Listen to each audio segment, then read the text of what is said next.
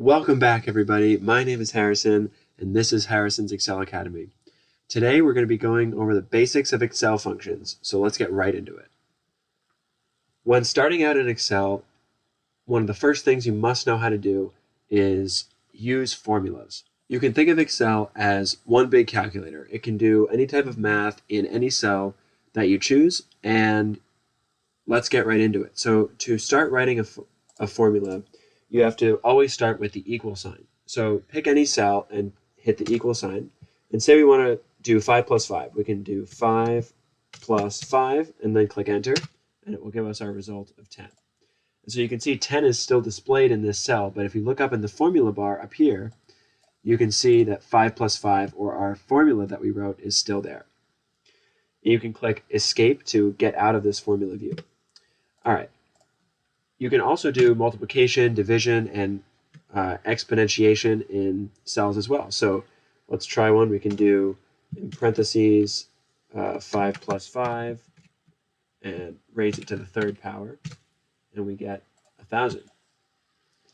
Excel also comes with a massive amount of pre-built formulas that are ready to use at our fingertips whenever we need. To use these built-in formulas, you can go up here to the Formulas tab and look through all of these different categories for the formulas. So we have financial, logical, text, date and time, etc. To show you how to use the most basic one, in my mind, is the sum function. So let's see how to use it. So let's say we want to sum all of the yearly salaries for all of our employees at the company. So over here, we can start with our equal sign again, because that's how you start any function. And you write the word sum, and you can see that right here is highlighted, the sum function. To start using the sum function, you can do an open parenthesis right after. And now you're prompted to enter in the number that you would like to be added together. So we can add number 1, so we can pick this first cell, and then if you click a comma, now it wants you to add the second number. And so we could go all the way down the list like this and pick all the numbers, and that does work. That is a way to do it, but the easier way to do it is to go into our sum function and click on the first one and do our keyboard shortcut Control-Shift-Down to select all of this entire range of salaries, and then you can just click enter and it will sum all of the salaries for us. Another quick example of using pre-built formulas, let's use the average function. So we do equals average, open parenthesis, and then again, we just can select all of this data here in our range using the Control-Shift-Down, and then you can click enter, and it will give us the average salary is $101,625. So let's say you forgot how to use the average function and you knew how to type it in and it's all there, but you don't know what it means when it says number 1, number 2. So you can, with any of the functions that are built into Excel, and if you don't know the correct arguments to put in, you can click on this button up here and it will bring up this this pop-up window that will tell you exactly what you need to put in. So first, it gives a description of what the function does. So the average function returns the average of its arguments, which can be a number of names, arrays, or references that contain numbers. And then when you click in the number 1 field, it says number 1, number 2, and number ... all the way to 255 are numeric arguments for which you want the average. So let's say we want to average 5, and then our second number is 10, and our third number is 12. And we click OK, and it gives us our average of 9. Another very powerful tool in Excel is the ability to copy cells down by dragging.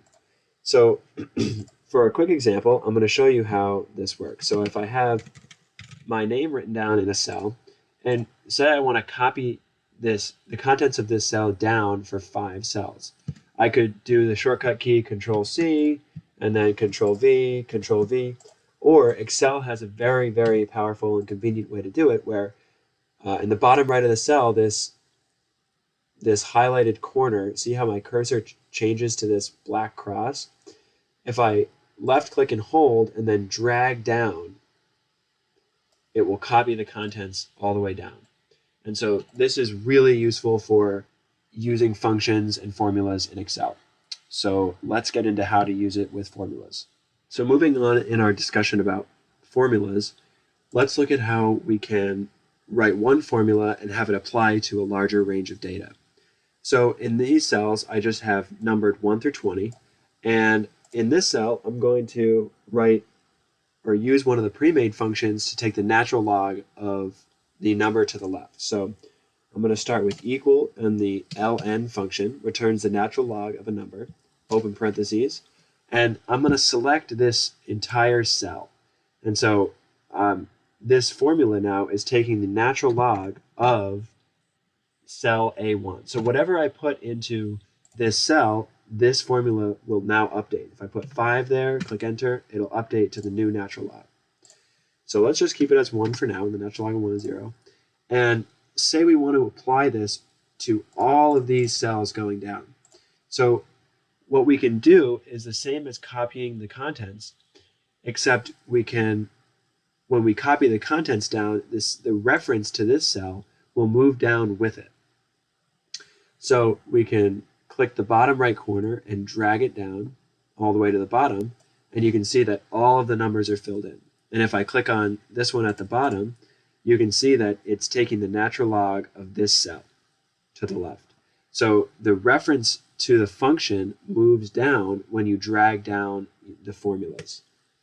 A shortcut method for copying cells down or copying formulas down is also very useful. So if you have a large data set, you don't have to click and drag all the way down to the bottom. So let's say we want to take the power of everything of the number to the left to the second power. So we're going to square every single number on the left. So we're going to use the power function that's built into Excel and click enter. And so the second power of 0 is still going to be 0, so that's correct.